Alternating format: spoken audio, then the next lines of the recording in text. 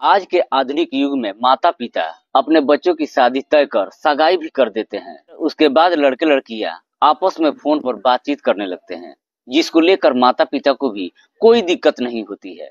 लेकिन इसी का फायदा उठाकर कुछ लड़के लड़कियां शादी से पहले ऐसा कदम उठा लेते हैं जिन्हें लेकर बाद में उन्हें पछताना पड़ता है। आज की सच्ची कहानी में भी बिल्कुल ऐसे ही होता है।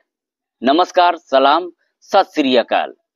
मैं रजनीश और आप देख रहे हैं माही न्यूज। दोस्तों, आज की जो सच्ची घटना मैं आपको सुनाने वाला हूँ, दरअसल यह घटना है उत्तर प्रदेश के नोएडा शहर की। इसी नोएडा शहर की रहने वाली रश्मि गुप्ता, रश्मि जिसकी उम्र है लगभग 25 साल के आसपास। रश्मि के परिवार में उसके माता पिता के अलावा 2 भाई और 1 बहन है, जिसमें से रश्मि सबसे बड़ी है।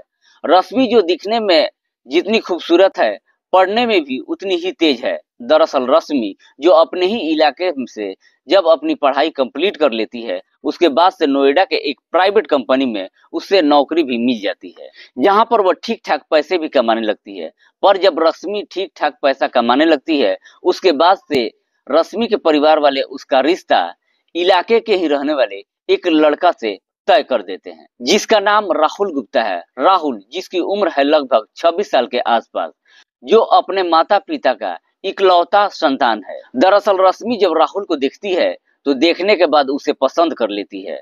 उसके बाद से दोनों की सगाई परिवार वाले कर देते हैं और शादी की तारीख जून महीने में रख देते हैं। राहुल और रश्मि की जब सगाई हो जाती है, उसके बाद से दोनों फोन पर एक दूसरे से अक्सर बातचीत करने लगते हैं और इधर दोनों के परिवार वाले शादी की तैयारियां करना शुरू कर देते हैं। लेकिन इसी बीच रश्मि के एक रिश्तेदार हैं जो मध्य प्रदेश के ग्वालियर शहर में रहते हैं। रश्मि के रिश्तेदार के यहाँ एक फंक्शन होता है, जिसमें वह रश्मि के पूरे परिवार को बुलाते हैं। लेकिन जब पूरे परिवार को बुलावा होता है तो रश्मि के पिता उनसे कहते हैं कि दरअसल हम वहां पर नहीं जाएंगे, बल्कि तुम ही जाकर के घूम आओ।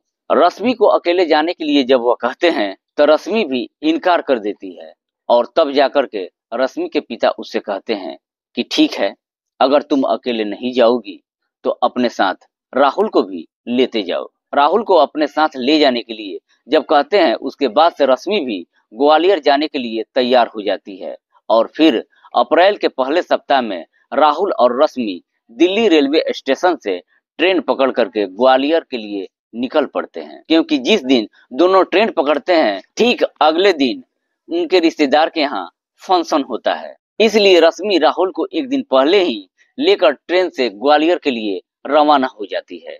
लेकिन इससे पहले कि दोनों ग्वालियर पहुंच पाते, ट्रेन में ही राहुल रश्मि से कहता है कि दरअसल तुम्हारे रिश्तेदार के यहाँ तो फंक्शन कल है, क्यों ना हम आज की रात को किसी होटल में ठहर जाते हैं। राहुल जब रश्मि के साथ होटल में ठहरने के लिए कहता है तो रश्मि इसके लिए तैयार नहीं होती है। उसके बाद से राहुल अब रश्मि को समझाने लगता है और कहता है कि 2 महीने बाद हमारी शादी होने वाली है, तो आखिर क्या तुम्हें परेशानी है, किस बात की है। इस पर रश्मि भी उसे समझाते हुए कहती है कि जो चीजें शादी के बाद होनी चाहिए उसे पहले नहीं करने चाहिए। लेकिन राहुल जिद पर बैठ जाता है। राहुल जब बार बार रश्मि से कहने लगता है तो आखिरकार रश्मि भी न चाहते हुए भी राहुल की बात मान जाती है और शाम के वक्त जब ग्वालियर के रेलवे स्टेशन पर पहुंचते हैं, उसके बाद से राहुल और रश्मि जब रेलवे स्टेशन से बाहर निकलते हैं, वहां से ऑटो पकड़ के रेलवे स्टेशन से करीब ही 1 किलोमीटर लगभग 1 किलोमीटर दूर जाते हैं और वहां पर जाने के बाद एक होटल में कमरा बुक कर लेते हैं। दोनों जब होटल में जाते हैं और रिसेप्शन पर पहुंचते हैं कमरा बुक करने के लिए, जब वो कहते हैं तब मैनेजर दोनों से उनका एड्रेस प्रूफ लेता है और साथ ही साथ उन दोनों का मोबाइल नंबर भी ले लेता है और उसे रजिस्टर में दर्ज कर देता है और उसके बाद फिर दोनों को एक कमरा भी अलॉट कर देता है। उसके बाद से राहुल रश्मि को लेकर कमरे में जाता है और जैसे ही कमरे में वह प्रवेश करता है, सबसे पहले दरवाजा बंद करने के बाद रश्मि को अपनी बाहों में भर लेता है। दरअसल राहुल जो रास्ते में ही तरह तरह का जो सपना देखते आ रहा था, कमरे में एंट्री करने के बाद ही उसे पूरा करने लगता है।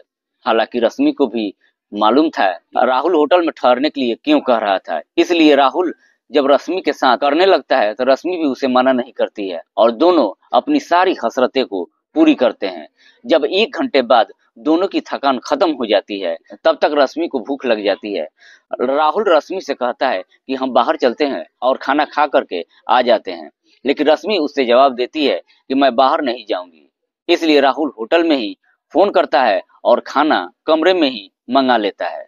जब दोनों खाना खा लेते हैं, बेड पर बैठ के एक दूसरे से बातचीत करने लगते हैं कि जब हमारी शादी होगी तो हम हनीमून के लिए कहाँ पर जाएंगे। बातचीत करते हुए जब दोनों को 1 घंटे का समय गुजरता है तो आखिरकार राहुल के अंदर फिर से तमन्ना जाग जाती है और उसके बाद से फिर दोनों एक दूसरे के बाहों में समा जाते हैं। 1-2 घंटे बाद न जाने दोनों की कब आंखें लग जाती है और जब दोनों की नींद खुलती है तब तक सुबह हो चुकी होती है। जब सुबह होती है तो दोनों के चेहरे पर मुस्कान होती है और किसी को भी एक दूसरे से कोई शिकायत भी नहीं होती है। दरअसल अगले दिन सुबह सुबह राहुल रश्मि को लेकर के रिसेप्शन पर जाता है और बिल को पे करता है। उसके बाद से रश्मि राहुल को लेकर के अपने रिश्तेदार के यहाँ पहुंच जाती है। दोनों फंक्शन को अटेंड करते हैं, जहां पर रश्मि अपने तमाम रिश्तेदारों से राहुल का परिचय भी करवाती है। फंक्शन जो कि शाम को ही खत्म हो जाती है, उसके बाद से राहुल और रश्मि उसी शाम को ही ट्रेन पकड़ करके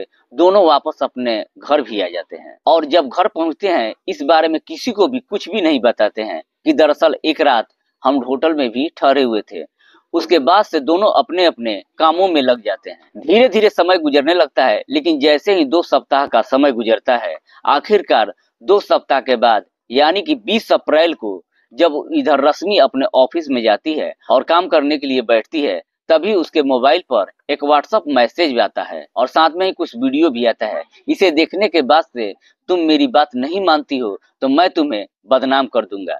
दरअसल रश्मि जब इस प्रकार का वीडियो डाउनलोड करके जब वो देखती है तो देखने के बाद ही रश्मि के पैरों तले जमीन ही खिसक जाती है। दरअसल उस वीडियो में रश्मि जो राहुल के साथ संबंध बनाते हुए दिखाई देती है और वह वीडियो भी कहीं और का नहीं बल्कि ग्वालियर के ही उसी होटल का था, जहां पर रश्मि और राहुल एक दूसरे से पहली बार मुलाकात किए थे।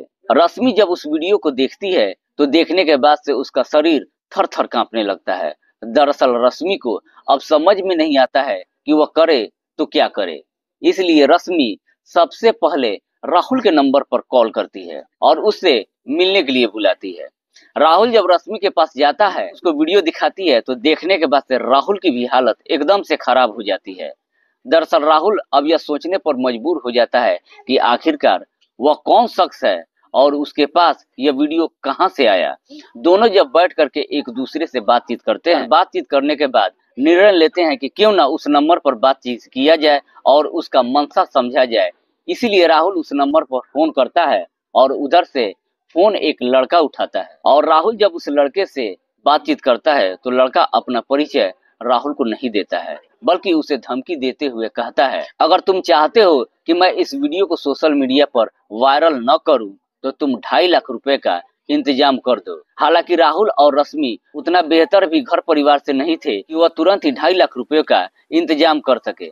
इतनी सी बात कहने के बाद वह फोन रख देता है। उसके बाद से राहुल यह सोचने लगता है कि आखिरकार इतने 2.5 लाख रुपए लाए तो कहां से लाए। दरअसल दोनों काफी देर तक बैठकर सोच विचार करते हैं, लेकिन दोनों का दिमाग काम नहीं करता है। धीरे धीरे जब समय गुजरने लगता है तो वह लड़का भी बार बार रश्मि के नंबर पर फोन करता है और उससे धमकी देने लगता है। दरअसल वह लड़का जब भी रश्मि के नंबर पर फोन करता है तो उसे सिर्फ एक ही धमकी देता है कि तुम पैसा कब दे रही हो, अगर जल्द से जल्द तुम लोगों ने पैसे का इंतजाम नहीं किया तो मैं यह वीडियो सोशल मीडिया पर अपलोड कर दूंगा। सोच विचार करते हुए लगभग 10 दिनों का समय गुजर जाता है।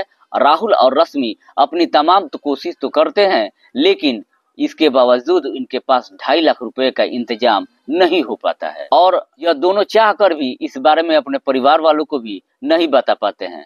दरअसल दोनों को यह डर सताने लगता है कि अगर परिवार वालों को मालूम चला कि ग्वालियर जाने के बहाने हमने होटल में क्या किया था तो उनके घर परिवार वाले नाराज हो जाएंगे और हो सकता है कि यह रिश्ता भी टूट जाएगा। इसलिए दोनों काफी सोच विचार करने लगते हैं। काफी सोच विचार के बाद से फैसला लेते हैं कि क्यों ना पुलिस की मदद ली जाए। उसके बाद से राहुल और रश्मि अपने परिवार वालों से झूठ बोल करके 1 मई को ग्वालियर में जाते हैं और ग्वालियर के एसपी से मुलाकात करते हैं और एसपी से यह वीडियो ही नहीं दिखाते हैं बल्कि सारी बातें बताते हुए हाथ जोड़कर रिक्वेस्ट करते हैं कि साहब 1 महीने के बाद हम दोनों की शादी होने वाली है, आप कैसे भी करके हमें बचा लीजिए, वरना अगर गलती से भी यह वीडियो सोशल मीडिया पर वायरल हो गया तो हम समाज में किसी को मुंह नहीं दिखा पाएंगे। राहुल जब यह सारी बातें एसपी से बताता है उसके बाद से एसपी साहब भी केस को काफी सीरियस तरीके से लेते हैं और एसपी साहब सबसे पहले पड़ाव थाने में फोन करते हैं और उस केस को पड़ाव थाने को हैंड ओवर कर देते हैं। राहुल और रश्मि जब पड़ाव थाने में जाते हैं तो वहां के थाना अधिकारी जब इनकी पूरी कहानी को सुनता है तो इन दोनों को सुझाव देते हुए कहते हैं कि तुम उस व्यक्ति के पास फोन करो और उससे बोलो कि मेरे पास इतने रुपयों का इंतजाम नहीं हो पाएगा, दरअसल मैं 1 लाख रुपए तुम्हें अभी दे दूंगा और बाकी पैसा मैं किस्तों में तुम्हें दे दूंगा। उसके बाद से राहुल जब इस नंबर पर फोन करता है और उस लड़के से कहता है कि मैं इतना पैसा एक बार में तुम्हें नहीं दे सकता हूँ, मैं 5 बार में दूंगा, वो लड़का भी इसके लिए तैयार हो जाता है। उसके बाद से राहुल अपने बताए हुए जगह पर उस लड़के को पैसा लेने के लिए बुलाता है। वो लड़का जब पैसा लेने के लिए पहुंचता है उससे पहले इधर पुलिस सिविल ड्रेस में वहां पर मौजूद होती है। तभी पुलिस उस लड़के को पकड़ लेती है जिसकी उम्र है लगभग 26 साल के आसपास। पुलिस जब उस लड़के से पूछताछ करती है तो मालूम चलता है कि लड़के का नाम भूपेंद्र है। दरअसल भूपेंद्र कोई और नहीं बल्कि ग्वालियर के उस होटल में ही काम करता था जिस होटल में राहुल और रश्मि एक रात के लिए ठहरे हुए थे। पुलिस जब भूपेंद्र से पूछताछ करती है तो भूपेंद्र पुलिस वालों को जवाब देता है कि साहब मैं तो केवल पैसे लेने के लिए आया था, दरअसल इसके पीछे का बॉस कोई और ही है। दरअसल भूपेंद्र जो दूसरा नाम बताता है वह दूसरा नाम कोई और नहीं बल्कि उस होटल के रिसेप्शन पर जो 65 साल का बूढ़ा व्यक्ति बैठा था वही है, जिसका नाम है विमुक्तानंद। उसके बाद से पुलिस होटल मैनेजर विमुक्तानंद को भी गिरफ्तार कर लेती है। पुलिस जब इन दोनों को बिठा करके और जब इन दोनों से पूछताछ करती है तो आखिरकार तुम दोनों के पास यह वीडियो कैसे आया? भूपेंद्र भी सारी कहानी पुलिस वालों को बता देता है। दरअसल कुछ ही महीने पहले भूपेंद्र जब होटल में काम करने के लिए आया था, भूपेंद्र जो कि एक पढ़ा लिखा तो ज्यादा नहीं था लेकिन दिमाग उसका काफी तेज चलता था। भूपेंद्र होटल में काम तो करता ही है लेकिन वहां पे उससे कुछ ज्यादा सैलरी नहीं मिल पाती थी। दरअसल कुछ ही महीने के बाद भूपेंद्र को मालूम चल जाता है कि इस होटल के अंदर अक्सर कपल्स ही आते हैं। भूपेंद्र को जैसे ही यह मालूम चलता है जो कपल्स इस होटल में आते हैं और कमरे में एंट्री करने के बाद वह क्या क्या करते हैं, भूपेंद्र को जब सारी जानकारी हो जाती है तब उसके दिमाग में एक आइडिया क्रिएट होता है और जब भूपेंद्र अपने पूरे प्लान के बारे में होटल के मैनेजर से बातचीत करता है और पैसे का जब वो लालच देता है तो होटल का मैनेजर भी भूपेंद्र की बातों में आ जाता है। और इसके बाद से एक दिन भूपेंद्र दिल्ली शहर में जाता है और फिर दिल्ली से ही नाइट विजन के कुछ कैमरा खरीद लेता है और फिर उन कैमरों को लेकर के कैमरे के अंदर टेलीविजन होता है उसके ऑन ऑफ स्विच में उस कैमरे को फिट कर देता है। उसके बाद से जब भी कोई कपल उस होटल कैमरे में आता है, जब दोनों एक दूसरे के साथ संबंध बना रहे होते हैं तो उन सारे पल का वह फोटो और वीडियो कैमरे के द्वारा रिकॉर्ड हो जाता है। जब वो कपल वहां से निकल जाते हैं तो उसके बाद से भूपेंद्र उन सारे रिकॉर्डिंग को अपने मोबाइल में ले लेता है। क्योंकि रजिस्टर के माध्यम से भूपेंद्र को भी उन लोगों का मोबाइल नंबर आसानी से मिल जाता है।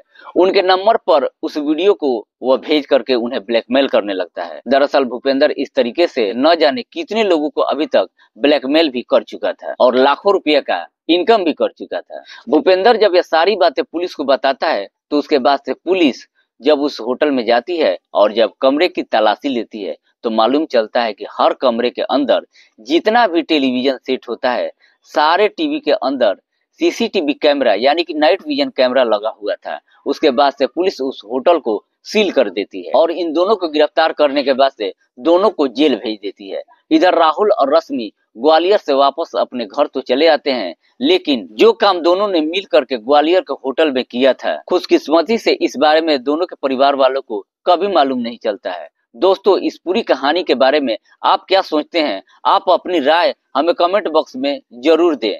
सावधान रहें, सुरक्षित रहें और अपनों का ख्याल रखें। तब तक के लिए जय हिंद, जय भारत।